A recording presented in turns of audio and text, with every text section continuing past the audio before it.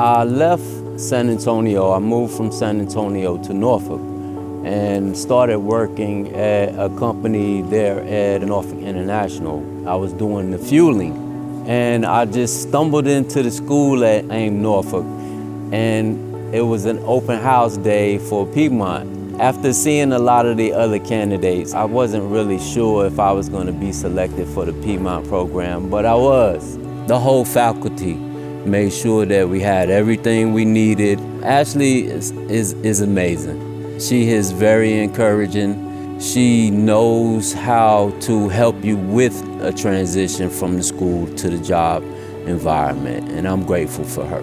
Piedmont has been great.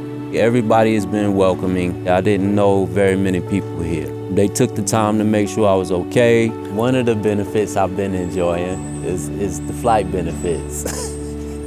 I've been able to fly home and see my parents for their birthdays since I've been here at Piedmont.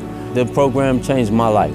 And the reason that I'm here today to do this interview is that hopefully it'll change someone else's.